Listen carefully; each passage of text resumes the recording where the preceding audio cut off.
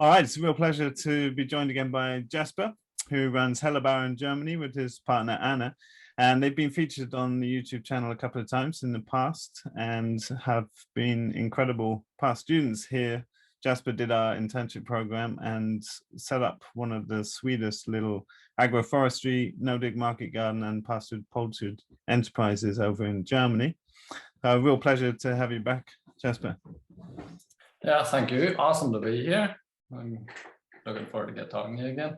Yeah, well, give us a little, for people that watch the channel that don't know about what you're up to, maybe describe Helle Bauer in a nutshell. You're obviously Irish, not from Germany. So how did you end up there and what is it you've set up there? Yeah, well, like you said, I grew up in Ireland, grew up in a Campbell community beside a little farm, or in the farm was a Demeter farm where we had cows and a garden and all sorts of things. So I grew up sort of in the farming scene, but not so much in it. Just a little bit on the side. Went to help out in my holidays and stuff, and that's where I met Anna. She came to volunteer there for a year, and I met her a few months before I left Australia for a year. Bad timing, as it always is, but yeah, we ended up meeting up again after I came back from Australia and got together. And long story short, then I ended up moving to Germany, where I really didn't have a clue what to do with my life, and stumbled across permaculture and all the rest of it.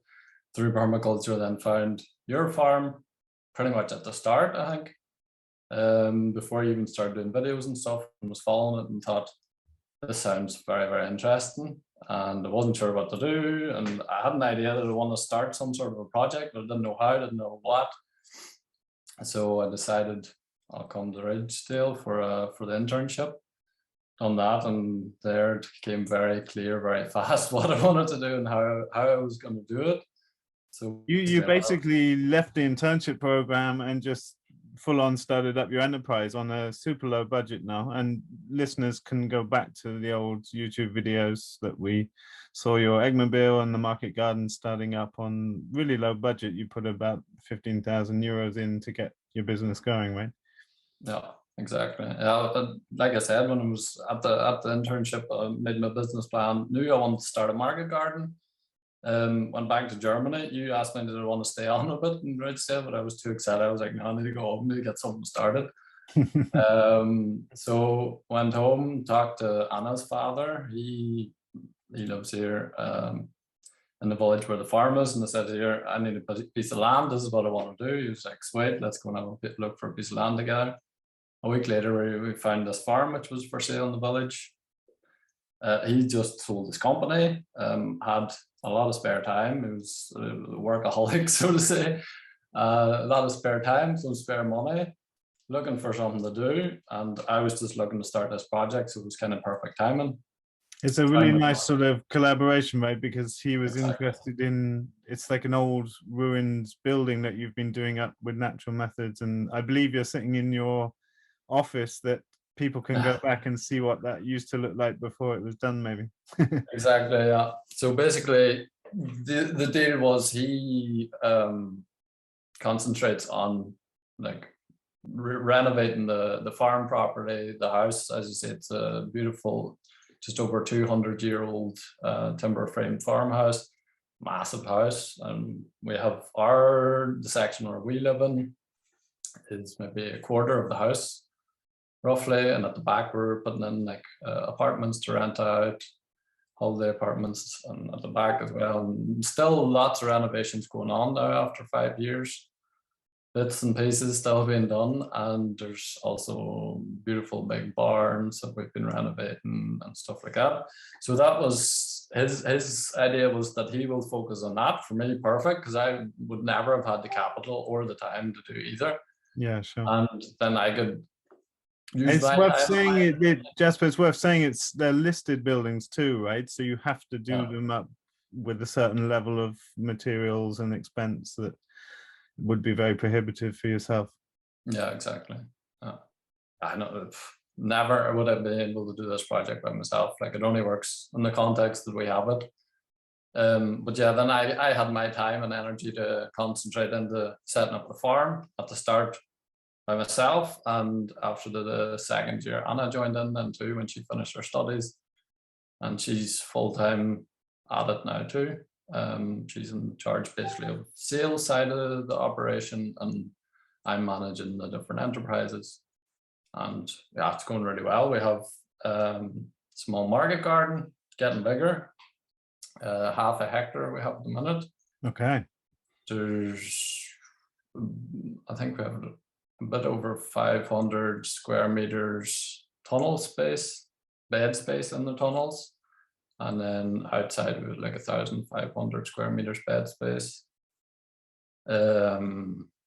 Yeah, and then we have the Eggmobile, as you said. We have 300 pastured layers, which are moved around the Eggmobile, which I built together with Albert, who I met at Ridgedale as well. And yeah, basically it's based on yours. I mean, anybody listening can have a look at it. There's plenty of videos on YouTube and stuff, but yeah, there's a nice video. Nest boxes in the middle. It's a really, I mean, it's not really based on my design. It's like kind of completely your own design, isn't it? With these kind of like a homemade version of the chicken caravan automated nests, and it's a super sweet Eggmobile, super sturdy, and yeah, there's a video of that on YouTube where people can see inside and see how that's working. But I wanted to tell us about that, just because I know you've had your sort of bouncing back and forwards with regulators there with your Eggmobile, and we talked about that on the video on the channel. But I know you had to do, like, you had to make sort of additional sleeping space. Did you? I've seen on your Instagram where you've had like almost like a broiler pen out the back of the, like, how is it with the regulations, and where are you at with the Eggmobile now? Well, after the first year, they came, checked it out. Once I registered, I had chickens, and they were like, what's that? Like, I've never seen something like that before, and they were completely confused. And I tried to explain the context, what we were doing, how it worked. And I mean, the Germans really love the rules, and they love sticking to them by the letter. So this woman thought it was a cool idea, but it didn't fit into her little box of what she thought was possible. So she basically, in Germany, I don't know what the rules are in the rest of Europe, but in Germany, basically they need a scratch room.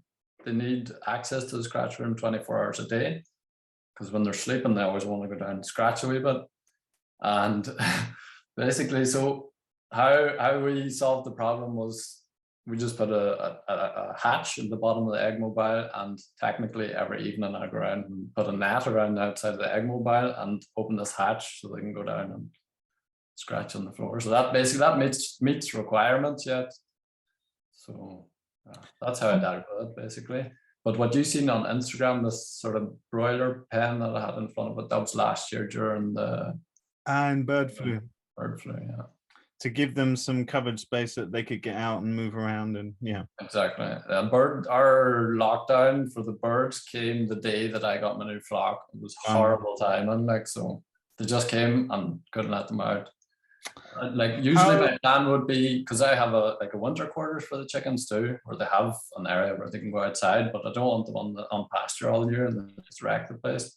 Yeah. So we built the winter quarters, and the idea was if it ever comes to lockdown, then they go into the winter quarters for as long as it needs to be, and then they come back into the Eggmobile. I mean, it's not perfect, but it's a good solution. The problem being at that stage was the old flock was still in the winter quarters. The new flock just moved into the Eggmobile, lockdown, and that was when did it lift in the end? I think 18th of May. Yeah. It's a funny thing, isn't it? Because we raised the first 1,000 broilers last year in the tunnel, and my conclusion was, I'm never doing that again. It's horrible. It's not nice. And with the layers, it worked. We had the 2 Eggmobiles docked on each side of the tunnel, and it was okay. But by the time that the ban lifted, it was reaching a critical point where you wouldn't want to keep them in there without putting like shade net instead of plastic or something. So it's a serious issue, right? Because it's likely that this is going to happen more and more frequently, I would guess. And so what is your perspective on that? Are you making contingency plans, or like how are you relating to that element of the business? Well, like I said, the plan is actually to have them in the winter quarters, and I mean, this year the timing was just horrible. Or last year, the timing was just horrible when I came. I couldn't call my delivery guy and say, no, stop, I don't need the chickens. Yeah. Because it was literally on the day that we got the news and he was already on the way there. So yeah, I'd say in the future, if something like that happens again, I'll just take a caterpillar tunnel out of the garden, put that beside the Eggmobile and have that as an area for them to be in. That would be the best plan that I can think of to deal with the situation. But the best would be if, yeah, like I said, just having one herd on the farm at the time and having them then that works fine. So you feel like you can manage it into the future? It's not going to throw you too much? No, I mean, if it does get to the stage where it is every year just they're getting locked down, then the area that they can go outside of the winter quarters, I would maybe even put a roof over that, just so they can still have their area to go outside and stuff. But that's just an idea that I had. If it is literally gets to the stage where they're constantly always locked in, because I know in like Good Idaho, if November they're getting locked in and they're not getting out again. I don't know when they're getting out again, but that's the last 2 years. That's been the deal for them guys. We're a bit luckier down here. So it's been interesting because you, like people that have been following the channel and know, you started off taking on this big asparagus plot that was part of the farm, and that was part of the initial farm shop, and then managing a lot of turnover and a lot of people, and that was quite exhausting and new experience for you. And so it sounds like you've been on a journey of scaling right down, but now you're scaling sort of back up again. Is that because Anna's become like a full-time part of it, that you need to scale it up again? Or are you still trying to sort of find that perfect balance point? Yeah, a bit of both. I mean, now that Anna's joined in, one thing that became very clear for us is this year we're looking for a gardener, full-time gardener to employ, and to pay for those extra wages. Obviously, you need a bit more turnover. I mean, I sort of had a 5-year plan in place. The first 5 years, working my ass off, earning as much as I can, and everything that I earn goes straight back into the business to build it up. And that's what I've been doing for the last 4.5 years, and it's worked really well. And now slowly our priority, our context is changing. So we're looking more at a bit stability and quality of life to just improve that. I mean, we have a great quality of life. It's not like we don't, but just working on that a bit more instead of the goal of just get this company up and running. It's working now. We have our customer base, everything's sweet.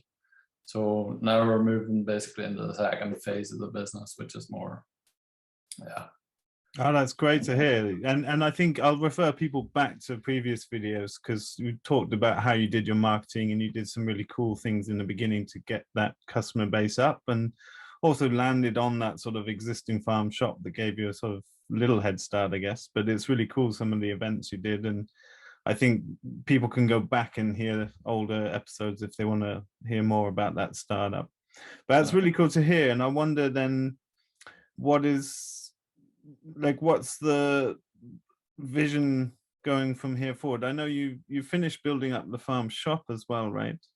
Yeah, so we had the farm shop, what you were talking about, which was part of this asparagus farm that we had. It was up the top of the road, a little bit away, like a few hundred meters from the actual farm. Now we have built a farm shop on the farm itself in the old pig stables. We renovated that. So one side of it's like this big, beautiful banquet hall, you could call it, which we'll rent out every now and again for weddings or different things. We've been experimenting with that over the past few months, and it's beautiful room, and it's really worth. I'll link your Instagram things, because you've got really beautiful photos on there, but it's pretty beautiful old style buildings. It's a super beautiful farm shop, isn't it? Yeah, and on the left hand side beside this big hall, then we have the farm shop, and there a cool house and egg packery and stuff like that. And it's really great having people come on the farm. They drive down into the farm, and there's the whole ambience. I mean, we have our flower beds now. Last time you were here was still a big building site, but every year it gets a bit more beautiful and a bit more aesthetic, putting in some flower beds and different bits and pieces just to make it, when the customers or anybody, when we come outside, we're just like, oh, it's great to be here. And it's the same feeling that people have when they come to the farm shop, and it includes all the senses. It's not just go in and buy your products and leave. It's really it's an activity when people come to the farm shop. We have, for example, in the village, there's a woman who has like a zero waste truck. So she renovated a truck and goes around and sells pasta and different things, bits and pieces. And she'll come to set herself up on the farm all the time, and we have the farm shop open, and it's a great event. There's people sitting having a picnic on the grass and coming into the shop, and kids running about everywhere. It's really nice. So has that really changed? Are you running most of your sales from the farm shop now?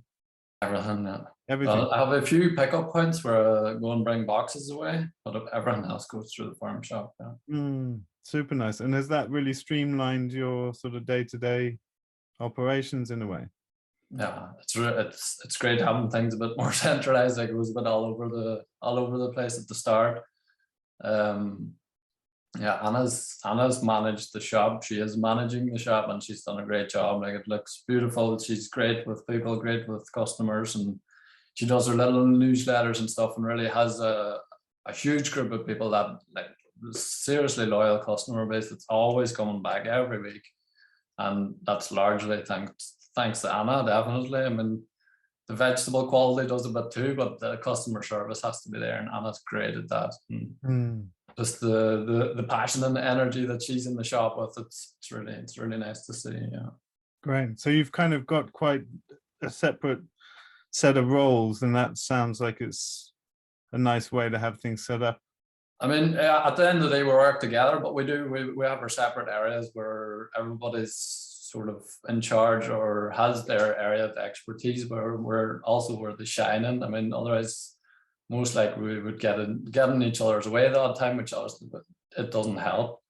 So I think it's important to work together on the whole, but have little areas where you're concentrating on. I think that works really well for us.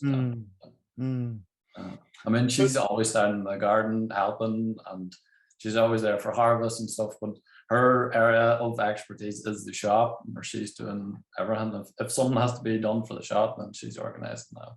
And, super nice. Just going back, you were saying you're hiring a full-time grower this year. Is that something you want to plug? Are you still looking, and if so, what are you looking for? I mean, somebody would have to be very quick. We're pretty much, I mean, there's a few people coming in February for a trial week to try it out. I mean, if somebody did want to still join or send an application, then they would need to do it quickly. But basically looking for a gardener, first of all, starting for one season, and definitely if things work out, if we get along well, the opportunities staying longer. I mean, you're looking for someone based in Germany. We want somebody based in Germany for sure. They have to be able, like, one thing for us is we would like to have the opportunity to maybe go away for a weekend, and the person would then have to, or whoever's employed would maybe have to look after the shop for a weekend or whatever. So somebody that speaks German is definitely necessary, important. Okay, so last minute applications for any Germans looking for a great job. Well, that's always good to know. And you were always talking about because you're very into yoga, right? And you were teaching yoga, and so you had a vision for the upstairs of the old pig barn above the shop. That was going to be your yoga studio. How's that project going? Still conceptual at the minute. Like I said, the first 5 years really concentrate on the farm. That was the plan. And that's what I've been doing. It's a concept that's constantly evolving in my head. Like I'm really looking forward to getting it done next winter. I'll be getting cracked into it for sure. Yeah, that's the idea. I mean, I practice yoga every day, easily 2 hours a day. For me, it's super, super important. It keeps me in the place where I need to be to do what I'm doing well, and keeps me mentally focused and full of energy and flexible and strong and everything, all the rest of it. But yeah, it's also something I'm really passionate about doing and teaching. And I think a cooperation of yoga and the regenerative agriculture has so much potential just to raise awareness for why are we doing it, why is it important, I mean, I can picture in the future a week retreat, maybe come here, do yoga, do some different things, go out into the garden, really connect yourself, learn the different processes, not just 100% focus on yoga, but learn ecology and all the different aspects that they're all linked and intertwined in so many levels that I think it'd be really, really awesome just to offer that to people as an experience, just to raise this consciousness and awareness for what we're doing and why it's important. And that's like a nice further income stream that will be quite reliable and like a specialism that you offer, I guess. Exactly, yeah, definitely. It'll make things a bit easier financially for sure. And I mean, everyone's ready here on the farm. We have that room. It just needs to be built up, basically. It'll obviously cost a bit and a lot of work, but it's going to be super awesome when it's finished. And like I was saying, Keyline is renovating apartments, like holiday apartments on the farm itself, which can all be linked in with that together. And it's all one giant thing that's intertwined and working well together, which is really nice. Yeah. How do you then manage that between like Anna and then her father, who's very much engaged with the buildings, etc., and I guess her mother also in some degrees? How do you manage that together? Do you have like defined professional roles, or like how does it work working in the family in that way? I mean, obviously there can be challenges every now and again, but most of the time it works really streamlined. Everybody has their area of expertise and everybody's given the space to develop themselves in that area most of the time very well. And I mean, at the start as well, I thought it could be maybe a bit much, but it works really well. Like everybody really respects each other and works well together. I mean, Anna's mum, she's also retired, but she's working flat out on the farm too. I mean, I remember a few years ago when she came to me and she said, I'm finally doing what I always wanted to do. Because when she was younger, she imagined working in the garden. It's always something that she really enjoyed doing, but never got to do it. She worked in an office and done different bits and pieces. But now she's I mean, she loves the chickens. That's her passion, her hobby. She has her own little herd of chickens. We built her a tiny Eggmobile that we can move with the ride-on lawnmower. And she breeds out a few chickens, also looks after the big herd now that they're in the winter quarter. She sorts out the eggs and everything, which is great for me. It frees me up for a bit of time. She loves it. She goes down to the garden and gathers them a wheelbarrow of greens every day. Wind, rain or snow, she's away down the wheelbarrow in the garden to harvest whatever, the leftover spinach or whatever, and bring it up to the chickens. So yeah, everybody has their little areas and they're focused in those areas. It works really well. I'm super happy with it. Everybody else is too, from what I can see. That sounds really perfect. What's the deal with, because when I was there, we did like a little short training. I can't remember when it was. It was a couple of years ago now. November 2019, I think. Yeah. And something we talked about then, it was obviously something that's going on a bit for me over the last years, was about space, like private space. For me at the farm here, always having people living in my backyard in a very intense kind of process and not having much private space, also managing a business with a partner.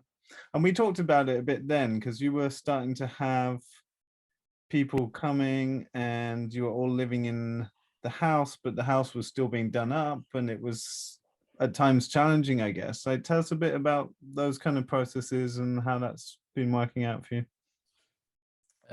Yeah, so pretty much every season we've had different people come into the farm for different lengths of time, helping, working, doing, learning by doing, so to speak. And the setup that we've had the last few years is, so in our house up at the top, you'll see it also in one of your videos, I think back then, up in that room, there was a few dead things and an album with a few Hitler stamps and stuff in it. But there's two really beautiful rooms up at the very top of the house that we've renovated. And that's basically the rooms that we have for people coming, usually through WOOF or doing an internship or whatever. And So basically, we live in the same house. We share a kitchen. We have 2 bathrooms. So one of them's for Anna and me, and the other one's for whoever's staying. We have a living room and a dining room that's for me and Anna. I mean, the house is pretty big. There's a lot of space, which is nice. So Anna and me have our own area, so to speak, on the ground floor, apart from the kitchen, which we share. And then on the second floor, there's the bathroom for whoever's helping. And then we have our bedroom and room to do yoga in, which is nice. Having a big house is nice. And then upstairs they have their own area, and then we have like a communal, just leisure area, so to speak. But the thing is, for us, it's been important, like you said, this having space is critical, and having the area to be yourself is super important. And for Anna and me both, that was a big theme over the last years. And how we've dealt with it basically is compressing that time when there's people on the farm. So the winter we're here alone, we have our time together, and we get to have a bit of a break and do our thing. And the summer season is just, it's hectic, whatever way you look at it. I mean, that's the reality of having a farm. And most of the time in the summer, we're outside anyway, so it's not like we're all in the house together. Most of the time, everyone's done outside. Like 2 years ago now, we built this outdoor kitchen. Mm-hmm. We have a beautiful pizza oven and a barbecue area, and everything you need to cook outside, basically. So one of our solutions for it is basically to try and get things out of the house. So we're not all stuck together in the house, but that there's so much area and so much possibilities to be outside or do your own thing, that it doesn't really get to the stage where you're stuck on top of getting things get out of hand. I mean, of course, there's always challenges, and that's the thing when working together with people. That's something we've been dealing with over years. And I mean, for me, it's about focusing on communication. How do I communicate? That's super important. It's never something that I concentrated on before. I never thought it was important until I realized how important it was.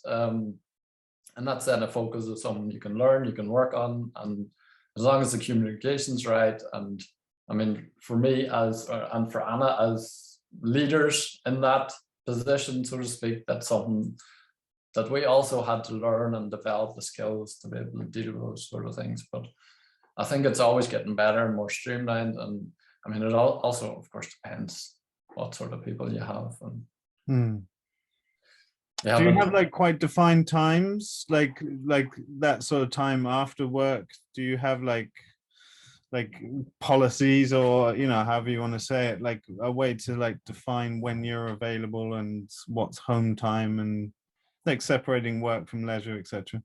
No, yeah, we've very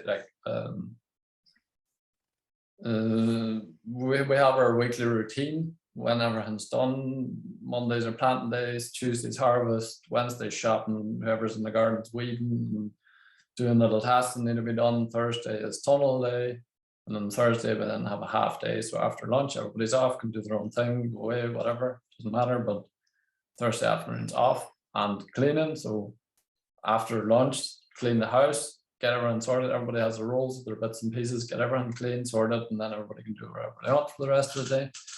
Friday is harvest day again, and then Saturday morning we have the shop open, and then Saturday afternoon, Sunday off, do whatever you want.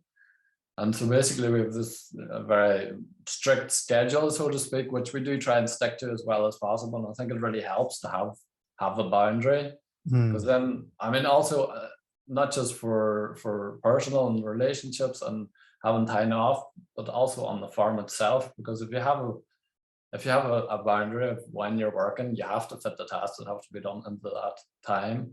Because remember, the first years, it was sometimes you're doing ridiculous hours, like 14 hours a day or something in the garden, just because you're like, I have to do this, have to this, have to this. Yeah. And I mean, you can work all day, but when you set yourself this boundary, then you have to get what's important, prioritize, get it done.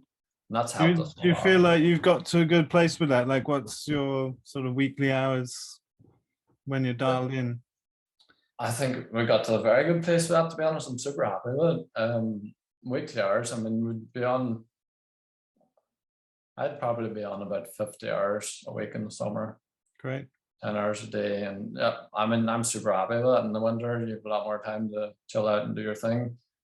And I mean, I'm super happy to work 10 hours a day. We have that time off on the Thursday evening, which makes up for Saturday morning in the shop. And yeah, Sundays are super important for us. Like that's always, since after the first year when we had asparagus, we were working every day, all day.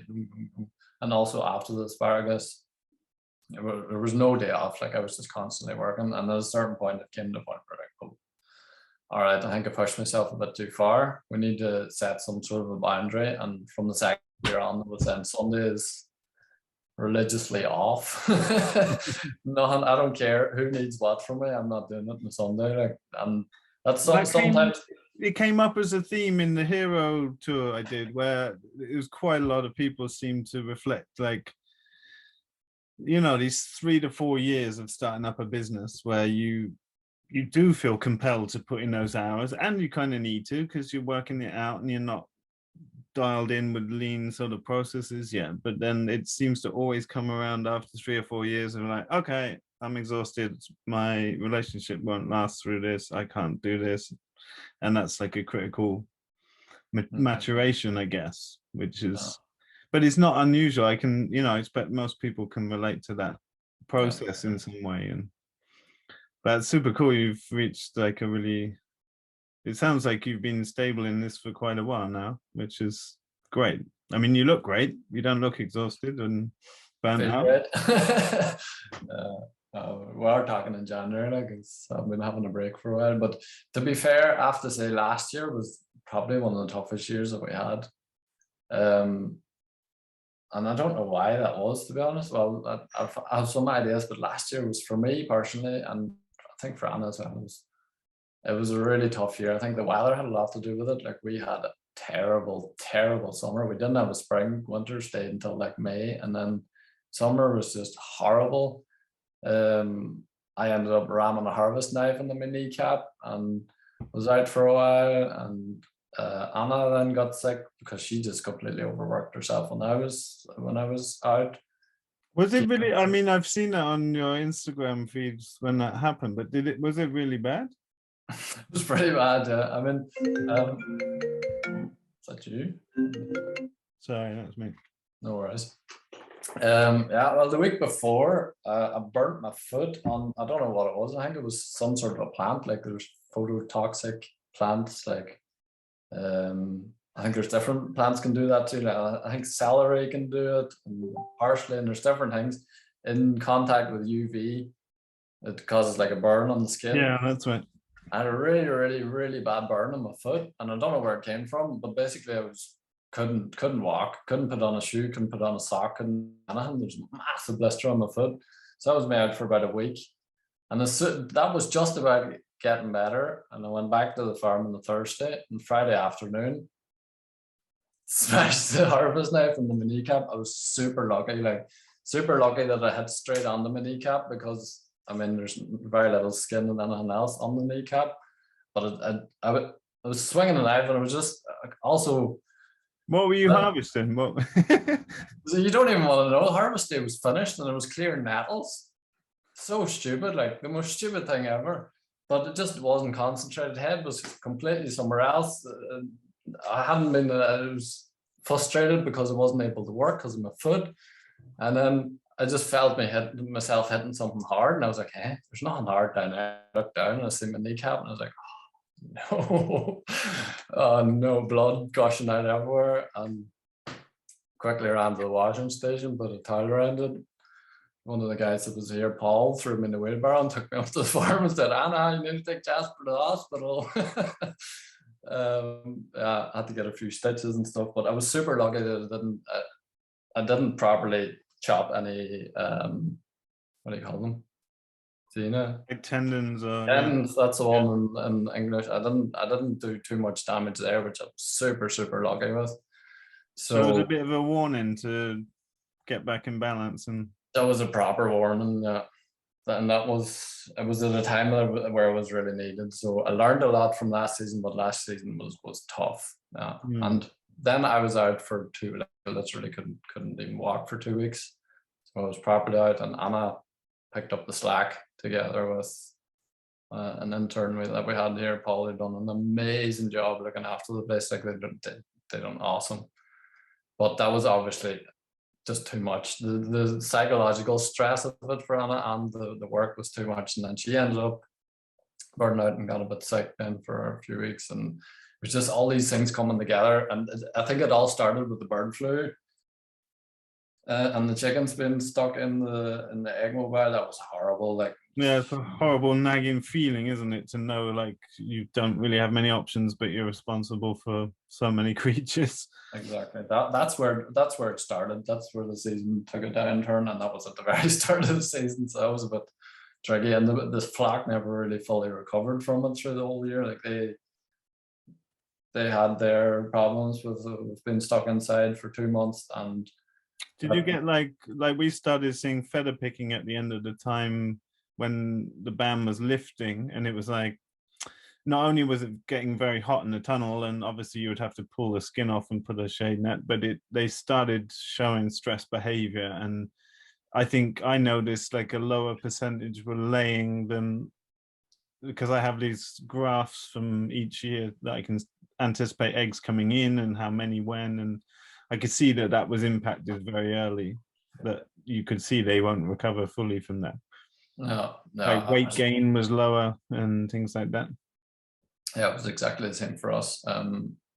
Ours also, I got started with feather picking, and then we started giving them lots of things. It was nearly a full-time job looking after the hens, like bringing them greens to peck at and different things just to keep them occupied so they wouldn't peck at each other. And then one day it started and they started cannibalizing each other, and that spreads like wildfire. So we had to take the whole herd apart into 4 different herds.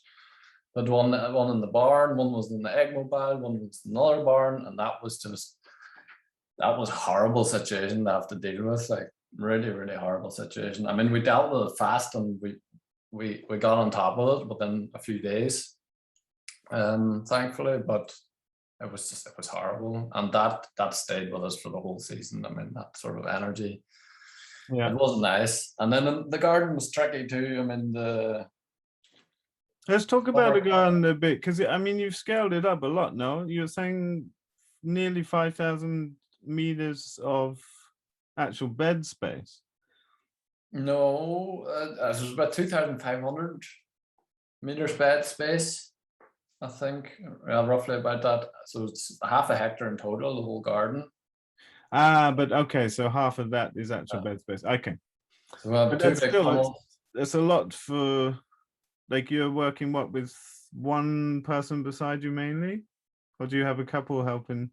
2 usually, and then Anna would be there for harvest days. Because it's a lot of tunnel space as well, isn't it? No, I mean, that's one thing that I really enjoy growing tunnels. Like, I love it. I love the summer crops, but last year, obviously that didn't go too well.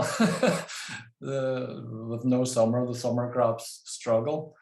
So it was tough. And was that like things like tomatoes? Like, I saw a lot of the farmers in Luxembourg when I was there just lost entire tomato crops, like thousands of euros just gone totally.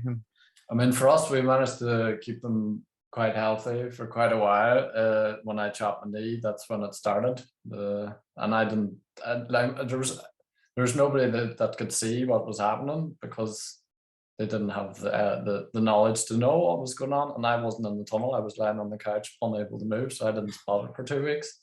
Came back down in the tunnel, and I was like, "No way! Oh man, that's the tomatoes gone." I tried to take it out, but it spread, like the blight spread all over the tomatoes. The cucumbers got mildew, and they all died. And I mean, the aubergines done all right. The paprika's done really. The pepper's done really well. Melons done all right. But it wasn't income. Like, I think we harvested a third of the tomatoes that we harvested the year before, and we had a few extra beds last year. So it was really, like, wasn't good. No, it's hard on your energy, isn't it? I'm curious actually, because I'm gonna grow melons this year, and I haven't grown them commercially ever. I'm not growing them commercially, but I haven't considered spacing. I would treat them, I guess, like a courgette plant. Is that similar sort of spacing that you would use? And Yeah, so I've done it the past 2 seasons. The first season we let them up like cucumbers, which is a lot of work, but it worked really well, and really beautiful, nice melons. I think they don't fruit like cucumbers, like you need to leave it out for the flower, and so the pruning was a bit more work. And last year I just dedicated the caterpillar tunnel completely to melons. Just let them spread. Just under landscape fabric with drip underneath it on the timer. Every 60 centimeters of melon plant, pop them in, set on the timer, and came back to harvest a few months later. Which, I mean, for the work that you put in, which is not none, it's pretty good. Like you get a lot of melons out. Yeah. But yeah, the problem with melons is they're all bang ready in one go. And last year was really late in the season when not everybody was that keen on melons anymore. It would have been much better if they were ripe. I don't know. And pretty perishable, right? You got to harvest them at exactly the right time, and then you've only got a week or so of good condition. I mean, the customers do love them, and the taste is amazing. Even last year, considering how bad the weather was, they still tasted pretty damn good. But yeah, they are. You need to get them harvested and sold and out of there. Very small time period. Yeah. Which, I mean, it worked for us. When we have them ready, we'll make a big display in the shop, and Anna will know. Anna will say to me in the morning, "I'm selling all the melons today," and she'll sell all the melons. So, I mean, it worked for us, and obviously through the boxes as well. We had 100 boxes last year, so that's 100 melons a week that are out of there, which is, I mean, it helps. Yeah, sure. Is it like, how many varieties are you growing now? Sounds like quite broad. Yeah, it's pretty broad. I don't have the exact number in my head, but it's probably around 30. Right. Good. I guess you've got more diverse tunnel crops. No. On that way. Yeah, exactly. So we can do a lot of peppers and aubergines. And yeah. I really love ginger. It's been good fun experimenting with that over the past few years. I think this coming season I'm going to put one whole caterpillar tunnel of ginger, so I can really dedicate the space and get the humidity up and get the heat up. And I mean, if you want to do it properly, you'll need to dedicate. I think I need to dedicate a whole tunnel to it. And I think, I mean, I was told the ginger just goes like ridiculous. I mean, people love it. So I'm 100% sure that we can sell all caterpillars tunnels. Awesome. Nice. Where do you like buying seeds from? Like, are there any particular companies you'd like to shout out? I like Bingheimer Saatgut. It's pretty awesome. Rheinsaat in Austria, I'll buy a few things from them, and then any hybrids I'll buy from Beringmeier. I mean, he buys in the seeds from other places, but it's a really nice guy. If I need something, I can call him and say I need this and this, or do you have any advice? It's my seed guy. He's awesome. I bought all my seeds from Bingheimer this year, which is the first time I've bought from them, but I've heard good things from people over in Germany. Super good quality. Like, I've only ever once had seed from them that wasn't good. It was just it was salad, and it just was horrible. It just didn't germinate. But apart from that, I've never had any complaints with Bingheimer seed. They've been really good quality. What's happened in your market garden process then? I think last time I was there, you were basically throwing out the broad fork because that was not doing anything for you anymore because your beds are established. I guess you're establishing more beds, so that's a change in process. But how would you say your perspective and practice on the ground has evolved over the last years? Is there anything that's like really been insightful that you want to talk about? Well, one thing for us, we've struggled a lot with different root weeds, the rhizomes, like what do you call it? Bindweed and horsetail. We have a lot of bindweed and horsetail in the market garden, unfortunately. So for us, one thing we decided last season was to go away from the wood chip paths. because it was just, I mean, this stuff was always, especially the bindweed and the horsetail, was just coming straight through the wood chips, and it's so much work weeding in the wood chip paths, getting that out. So we decided for a few seasons to just hit the paths with the weed hoe and try and get this epidemic of these perennial weeds under control, and then go back to wood chips. I mean, I love the wood chips, but it's just the decision that had to be done because it was far too much time being invested in the weed in the paths. Was it like the paths were more weedy than the beds? Yes, because the paths are so hard to weed when they have wood chip in them. Like, it's not fun weeding in between wood chip. It's great when it smatters things out, but if it doesn't, then it's far too much work getting them weeded. That's why I made that decision to go away from that for a few seasons just to get that under control. And I think last year definitely helped. It looked much better at the end of the season. What else are we doing?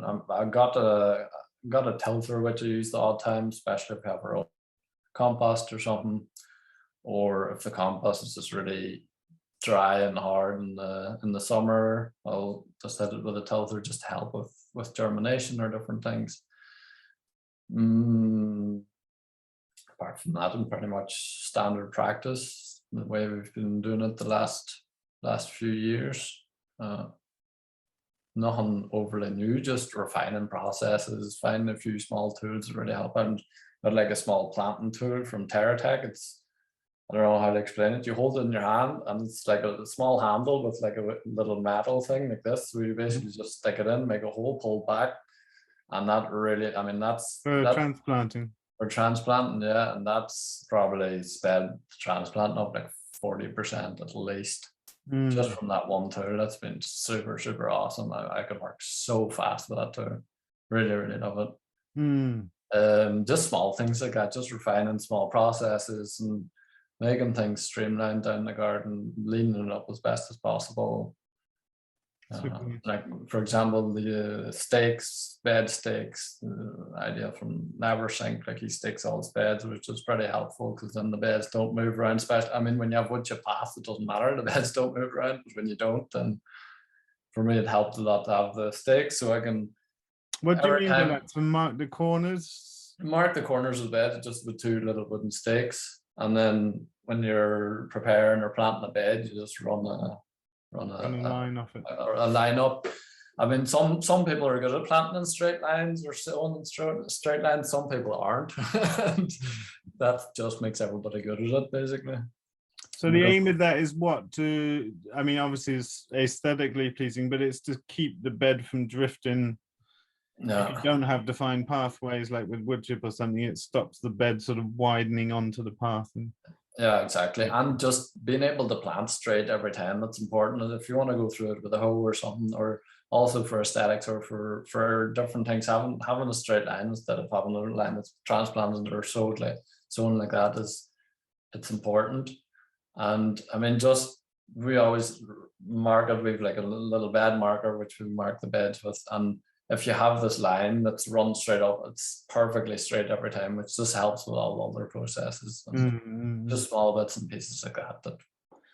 Are you still? I thought I heard you say like if you've made, when you were talking about tilther, you were saying if you've made compost, are you still mainly relying on like municipal compost? Or are you making your own with the chicken? Both. So we make our own with chicken manure. We have a horse farm that we get a lot of horse manure from, and all the vegetable scraps are composted through the season, which we do. We get a lot of compost from that. But for example, the last years we've always been setting up new blocks, and for that you always need a bit more compost. So we're still relying on municipal compost quite a bit. Yeah. But it's something that we're just working towards getting as self-sufficient as possible. But is it like reliable in terms of like the changing quality on different batches? Have you found it works out okay? Yeah, for us, I mean, all the batches are Germany super strict in that regard. Okay. Like you're getting a paper and it's exactly says on that piece of paper exactly what's in your compost and and every single compost is meticulously checked and everything. So, I mean, it's not the best quality, but we know what's in it, and it's consistent. Do you have to supplement that with like chicken manure or anything like that, or?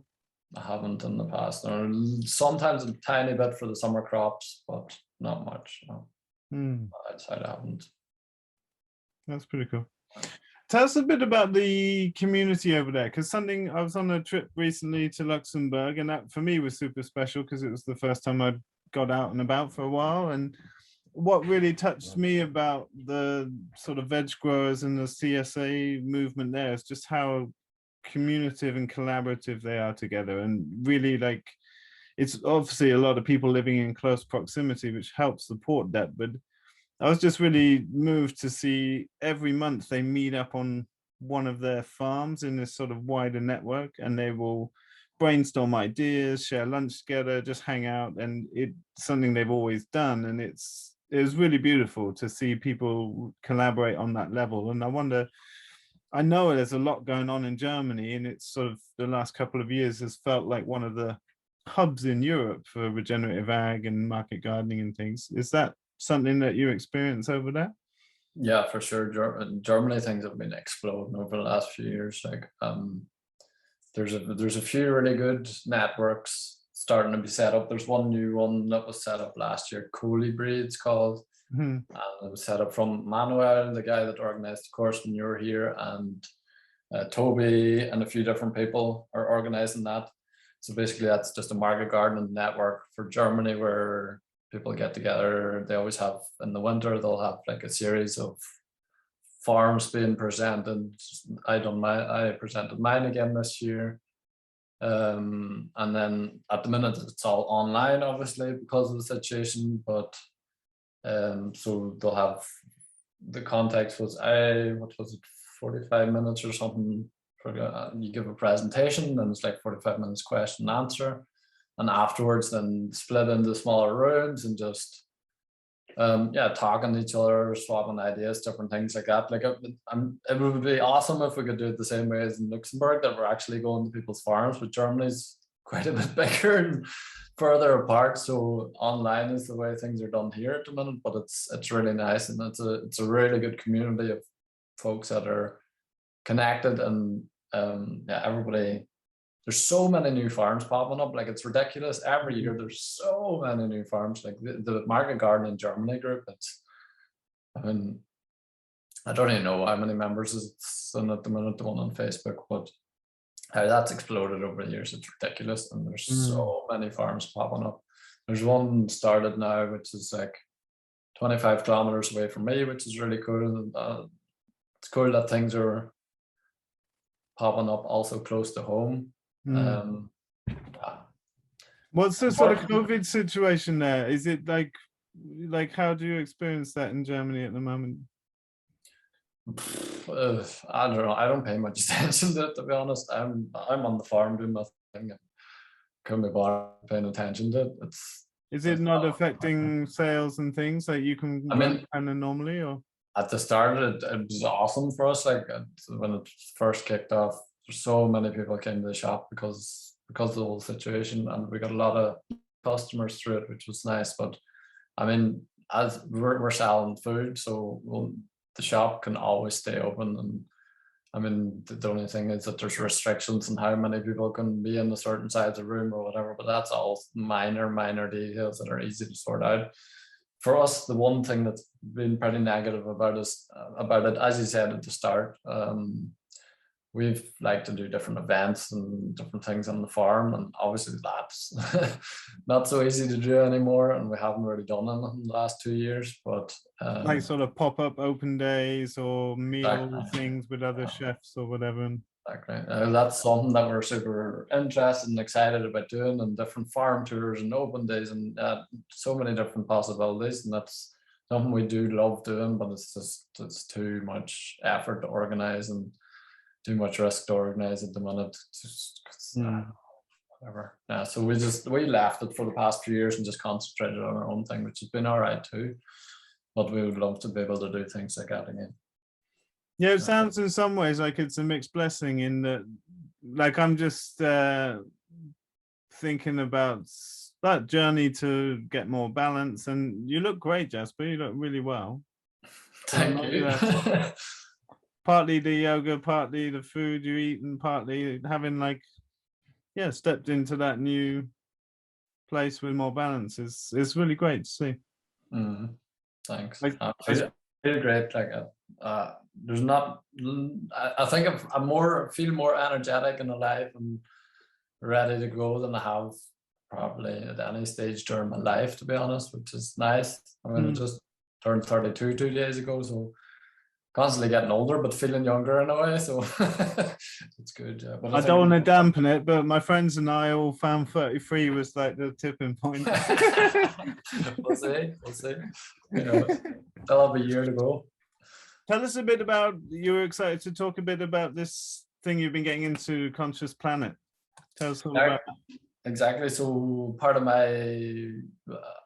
yoga has been concentrated on the Isha Foundation, which was set up by Sadhguru, which is an Indian yogi who's set up, like I said, this Isha Foundation, which is huge. It's a worldwide movement at the minute, or foundation. They have centers in America, mainly based in India, and different trainings and yoga programs all over the world, which have changed my life for the better in so many ways. And Sadhguru does, or Isha Foundation does so many things on so many levels, especially in India. They have different things called, for example, one of them Save the Weave, where they're focusing on old textile production in India that's starting to fall apart, and they're setting up new mills and blah, blah, blah. Different things. One thing they've been doing recently over the past few years is Calvary Calling. It's another movement. And so basically in India, there's a Calvary Basin, which is a large area of land where there's, I think, 5.2 million farmers. And they've set up this thing called Calvary Calling, which is a campaign to raise awareness and money for the Calvary Basin to fix the river and